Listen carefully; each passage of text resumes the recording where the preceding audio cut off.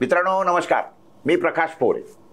दैनिक देशोन्नतीच्या ह्या विदर्भासंदर्भातल्या एपिसोडमध्ये मी आपलं स्वागत करतो. आज आपल्या स्टुडिओमध्ये आलेले आहेत ॲडव्होकेट अविनाशजी काळे. अविनाशजी काळे हे सातत्याने विदर्भाचा सिंचन, विदर्भाचा बॅकलॉग या विषयावर खूप पोटतिडकीने काम करतात. अनेक PIL त्यांनी टाकलेले आहेत. अनेक वेळेला ते कोर्टामध्ये गेलेले आहेत. कितीतरी चांगले निर्णय त्यांच्या काळामध्ये आपल्याला मिळालेले आहेत. आपण आज आपल्या स्टुडिओमध्ये त्यांचं स्वागत करूया. काळे साहेब नमस्कार. नमस्कार. मी आपल्याला असं विचारतो की जी काही सध्याची विदर्भाची सिंचनाची स्थिती आहे, इथून आपण पहिले सुरू करूया. काय स्थिती आपली आजची? विदर्भाची सिंचनाची स्थिती अतिशय दारुण आहे, दयनीय आहे. आणि याचाच परिणाम असा की दिवसागणिक विदर्भातील शेतकऱ्यांच्या आत्महत्येचे प्रमाण वाढत झाले आहे. हो, 12 आत्महत्या आज रोज होत आहेत विदर्भात. आता नेमकी परिस्थिती काय आहे हे मी तुम्हाला सांगतो. लोकनायक बापूजी आणि स्मारक समितीने जी 2018 साली जनहित याचिका दाखल केली होती सिंचनासंबंधी, त्या याचिकेदरम्यान आणि सिंचन महामंडळाने जे प्रतिज्ञापत्र सादर केलं त्याच्यातील आता अधिकृत आकडेवारी मी देत आहे. त्याच्याप्रमाणे या प्रतिज्ञापत्रानुसार आजच्या घडीला विदर्भात 23 लाख हेक्टर जमीन सिंचनाला योग्य आहेत. 23 लाख हेक्टर. हो. 314 सिंचन प्रकल्पापैकी 182 सिंचन प्रकल्पाचे काम अजून पूर्ण झाले नाही. पाईपद्वारे शेतीला पाणी पुरवठा करण्याच्या 34 प्रकल्पाचे काम अजूनही थंड्या बस्त्यात आहे. फार भयानक गंभीर आहे. 2014 ते 19 पर्यंत सिंचन महामंडळाला 17,510 कोटी 57 लाख रुपये मिळाले. कोसी खुर्द सिंचन प्रकल्प हा राष्ट्रीय प्रकल्प घोषित झाल्यामुळे 18,497.57 कोटी रुपये मिळाले. आजच्या घडीला टाईप 1 च्या 45 सिंचन प्रकल्पावर काम सुरू आहे. टाईप 1 म्हणजे त्याला सगळ्या मान्यता मिळाल्या, प्रत्यक्ष कामाला सुरुवात झाली. आता बघा याच्यात काय आहे. 5 कोटी 3,36,000 हेक्टर जमीन आहे. 5 कोटी 3,02,036 हेक्टर जमिनीपैकी, म्हणजे तुम्ही हा पूर्ण महाराष्ट्राचा आकडा देताय की नाही, फक्त विदर्भातला आहे. 5 कोटी हेक्टर, 5 लाख 32,056 हेक्टर जमीन टाईप 1 द्वारे पोलीस दाखली येणार होती. आता नेमकी किती आली? टाईप 1 म्हणजे ज्याच्यावर सिंचन महामंडळ काम चालू काम चालू झाले. त्याचप्रमाणे टाईप 2 आणि टाईप 3 मध्ये 85 प्रकल्प आहेत. या प्रकल्पामुळे किती येणार आहे जमीन हे पाहूया. 5,55,246 हेक्टर जमीन ओडिशा खाली येणार आहे. म्हणजे ही 5 लाख आणि त्याच्याद्वारे अंदाजे 11 ओडिशा खाली येणार होते. आता एक्झॅक्टली सरकार काय म्हणते ते पाहूया आपण, महामंडळ काय म्हणते ते पाहूया. याच्यावर थोडक्यात सरकारी आकड्यानुसार 12 लाख हेक्टर जमीन त्याला ओडिशाकडे आणायची आहे. गेल्या 15 वर्षापासून ते काम चालू करून राहिलेलं आहे. आता नेमकं किती आहे ते मी तुम्हाला सांगतो. यापैकी फक्त आतापर्यंत 3 लाख हेक्टर जमीन सिंचनालायक सरकारने केलेली आहे. म्हणजे गेल्या 15 वर्षात 25% सिंचन झालेलं आहे. 12 लाखापैकी फक्त 3 लाख हे सरकारी आकडे सांगून राहिलेले आहेत. आता 9 लाख हेक्टर केव्हा होणार आहे? 20% झाली आहे. 20% आणि त्याच्यातही ते काय म्हणतात की ऍक्च्युअल सिंचन वेगळं, सिंचना लायक आहे म्हणजे इरिगेशन पोटेन्शियल असा आकडा आहे. ऍक्च्युअल इरिगेशन किती आहे ते भगवंताला. आता याच्या उपाययोजना काय आहे? याच्यावर उपाययोजना आपण कोर्टापर्यंत गेली आहे. याच्यावर आता मला थोडीशी माहिती सांगतो तुम्हाला. माझ्या दृष्टीने दोन्ही सरकार गंभीर नाही आहे. म्हणजे काँग्रेसचे सरकार आपण अनुभवलेलं आहे आणि भाजपचे सरकार अनुभवलेलं आहे. त्यावेळी भाजपच्या काळामध्येच तर आपण एक सिंचन शोधयात्रा काढली होती किंवा भाजप विरोधात होतं तेव्हा. त्याच्या मागची पार्श्वभूमिका सांगतो मी तुम्हाला. खऱ्या अर्थाने आम्ही या भूमिकेमध्ये या सिंचन यात्रेकडे किंवा सिंचनाकडे का वळलो त्याचं कारण असं की वेगळा विदर्भ संबंधी किंवा विदर्भावर अन्याय होत आहे असे लोक म्हणायचे आणि कोणी सख्या हवी याचा म्हणायचा सिंचनाचा अनुशेष भयंकर आहे. नेमका सिंचनाचा अनुशेष काय आहे आणि प्रकल्प किती आहे त्याची कोणालाच माहिती नव्हती. आणि म्हणून मी काँग्रेसच्या राज्यामध्ये पहिल्यांदा 2012 साली एक जनहित याचिका केली होती. साधी मागणी होती माझी की बाबा विदर्भामध्ये सिंचन प्रकल्प किती आहे त्यापैकी आता एकंदर जमिनीवर किती सिंचन झालं आहे आणि सरकारने कालबद्ध कार्यक्रम द्यावा. एवढी साधी मागणी असतेवेळी याच्यावर सरकारने या मागणीलाच विरोध केला. सरकारचं म्हणणं असं आहे की हे कोण आम्हाला विचारणारे आहे आमच्याकडे या कोर्टाकडे कशाला जायचं. हायकोर्टाने याला सांगितलं की तुम्ही जास्त पंचायती करू नका. यांचं म्हणणं बरोबर आहे. तुम्ही कालबद्ध कार्यक्रम द्या आणि जी काय माहिती आहे ती सांगा. काही उत्तर नाही आलं. सरकारने नामवंत वकील लावले आम्हाला विरोध करायला. म्हणजे शेतकऱ्यांच्या आणि हिताची जी गोष्ट आहे त्याची माहिती द्यायची याची वकील लावून ते प्रकल्प हडप करा. म्हणजे ते माहिती ही याचिका फेटाळून लावण्याचा त्यांनी आटोकाट प्रयत्न केला. कोर्टाने सांगितले की नाही या लोकांनी जी याचिका केली आहे याचा उद्देश साफ आहे की जनहित याचिका आहे तुम्हाला याची उत्तर द्यावं लागतील. या काँग्रेस धार्जिण्या सरकारने काय करावं सुप्रीम कोर्टात गेले. कोणत्या वर्षी हे साधारणतः 14 साली 2014 आज 10 वर्षापूर्वी. तिथे मी स्वतः लोकनायक बापूजी आढळच्या वतीने उभा राहिलो या केससाठी आणि जनमंच आमच्या बरोबर होती आणि दुसरे वकील लावले. ज्यावेळेला सुनवाई झाली त्यावेळेला आश्चर्य वाटेल तुम्हाला. माझ्यासमोर जी गोष्ट आहे कोर्टाने ही याचिका फेकून दिली. ऐकलंच नाही काही. आणि त्यांनी काढलेले उद्गार फार महत्वाचे आहेत. ते म्हणाले की पुऱ्या जगामध्ये विदर्भ हा आत्महत्याचा प्रदेश म्हणून प्रसिद्ध आहे. अशा वेळी तुम्ही हा तांत्रिक मुद्दा कशाला आणता. हायकोर्टात जा आणि मुद्द्यावर लढा.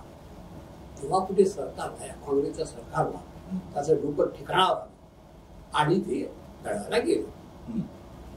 आता ज्यावेळेला युती सरकार आलं त्यावेळेला सरकारने सांगितलं की मग ठीक आहे आमची जी मागणी होती ती मागणी सरकारने सांगितली की आम्हाला जरा ब्रिथिंग टाईम द्या.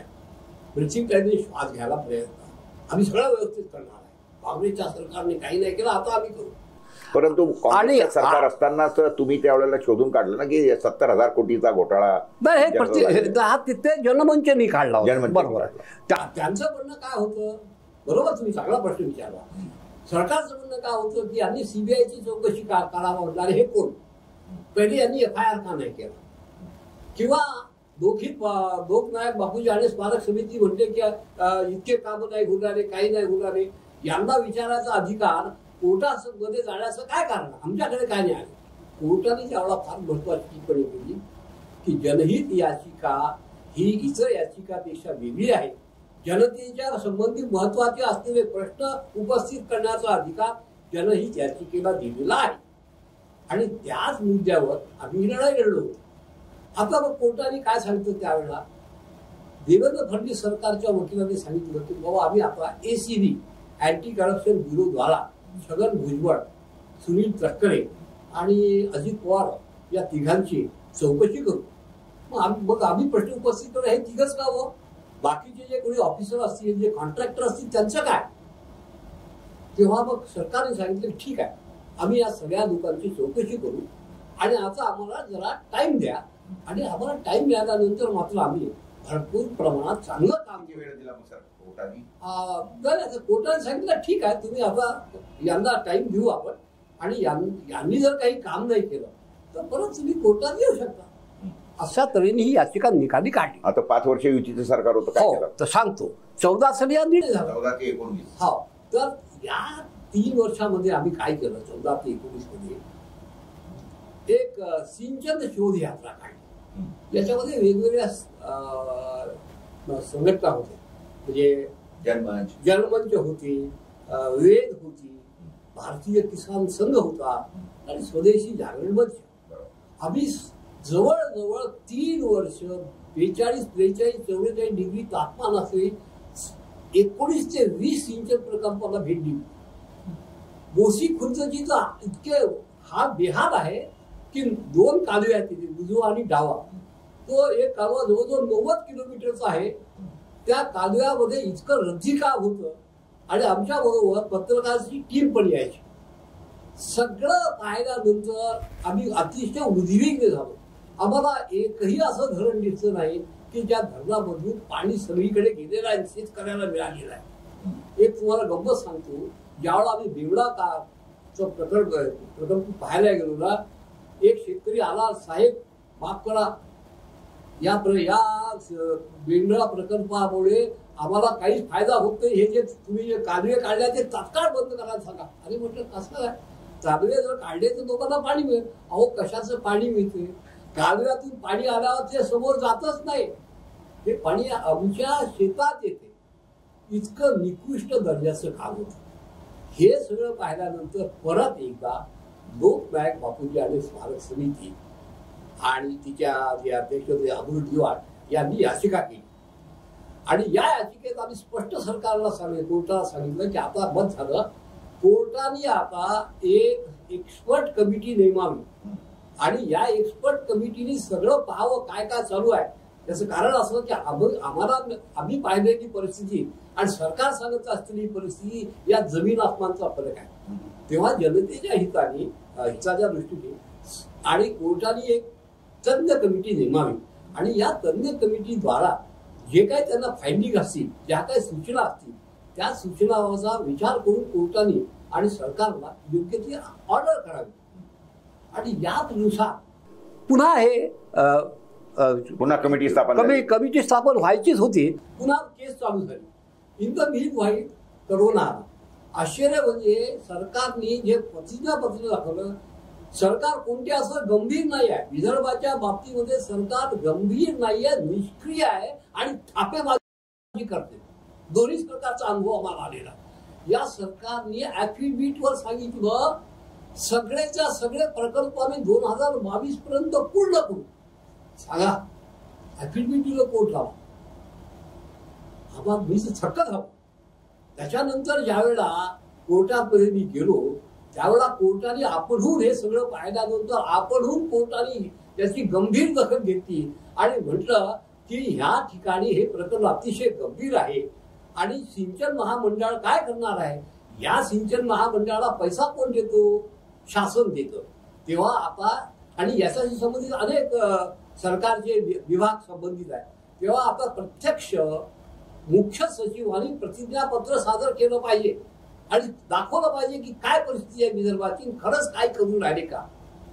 तर पहिल्यांदा जे प्रतिज्ञापत्र दाखल केलं ते प्रतिज्ञापत्र मुख्य सचिवांनी दाखल केलं. हे प्रतिज्ञापत्र पाहिल्यानंतर कोर्टाने इतकी नाराजी व्यक्त केली की त्यांनी त्यांच्या शब्दात सांगितलं की हे वेग आहे, हे प्रतिज्ञापत्र वेग आहे आणि हे फॅक्ट इव्हेडिंग आहे. परिस्थिती विपर्यास्त परिस्थिती किंवा खरी परिस्थिती लपवणारं प्रतिज्ञापत्र काय.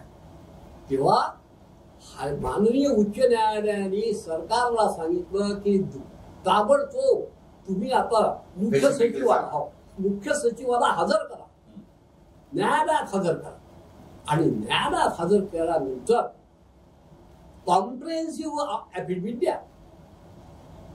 त्यांनी त्या ऍफिडेव्हिट दिलं आणि आता त्या ऍफिडेव्हिट मध्ये आणि काहीही नाही आहे, old wine in new bottle सारखा आहे.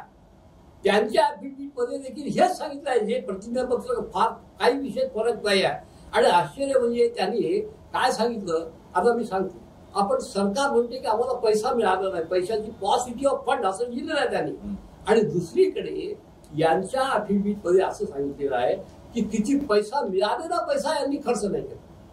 म्हणजे मुख्य सचिव सांगतात की विदर्भाला आम्ही जितका पैसा दिला तो पैसा सिंचन महामंडळाने खर्च केला नाही. तुम्हाला मी आता आकडेवारी सांगतो.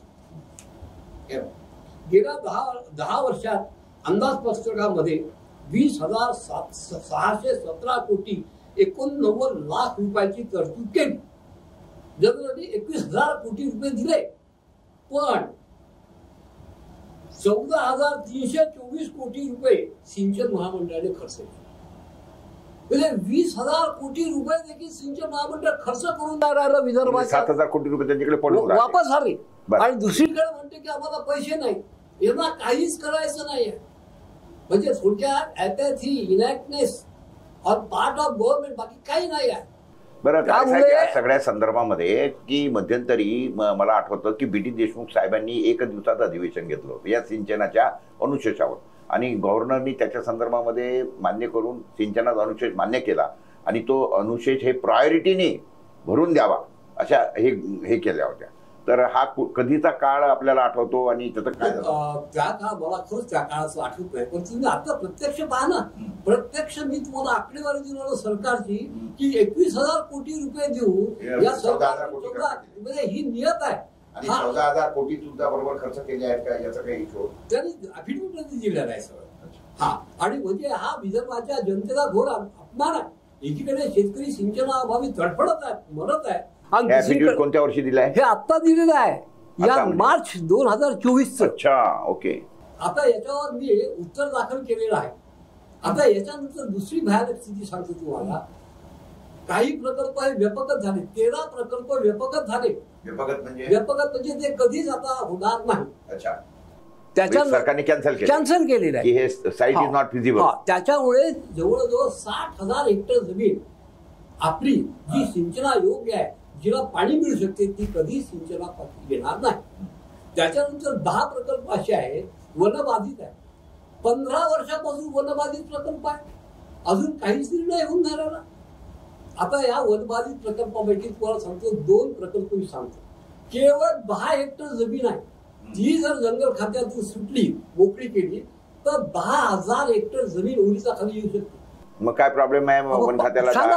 केवळ 10 हेक्टर, 10 हेक्टर साठी शासन या संदर्भामध्ये जी सरकार सरळ मध्ये काय सांगते, अंडर प्रोग्रेस वनबाधित क्षेत्र आहे, आम्ही प्रयत्न करत आहोत. अरे काय आहे, तुमचंच खातं आहे, सेंट्रल तुमचं आहे, आणि 10 हेक्टर जमीन तुम्ही जर रिलीज केली तर 9,000 हेक्टर जमीन, म्हणजे गेल्या 10 वर्षापासून काहीतरी करून घोळ घालत राहायचं, काम करायचं, बाकी काही यांना काहीच करायचं नाही. त्यामुळे आता तुम्ही जो मला प्रश्न विचारला की बा याचा उपाय एकच आहे. आता एकच उपाय आहे, कंटाळी आहे जनता.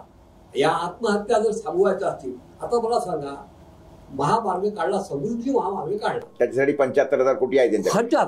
अरे याची गरज नाही. हा, आणि आमचे जर 12 लाख हेक्टर जमिनीसाठी तुम्ही एक प्रकल्प व्हावं, तुम्ही काहीही करा, हे वेगळा विदर्भ झाला ना. मी सांगतो 5 वर्षामध्ये 12 लाख हेक्टर जमीन ओलीचा खाली आल्याशिवाय राहणार नाही. ही काळ्या दगडावरची रेग आहे.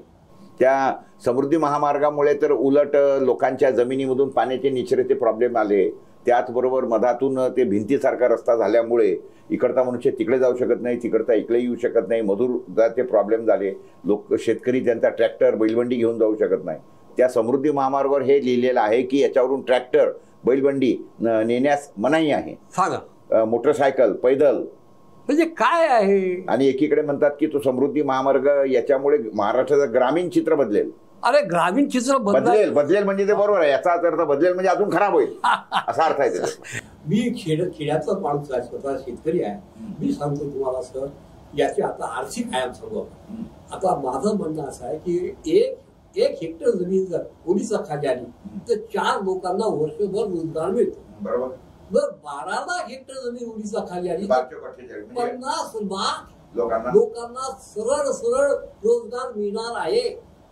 याच्यासाठी हे सरकार बदलणं आवश्यक आहे. म्हणजे महाराष्ट्रात राहणं हे कधीच शक्य होणार नाही. परंतु हा विषय जो आहे तो 2014च्या पूर्वी हा आज सत्तेत असलेल्या भाजपने सुरू केला.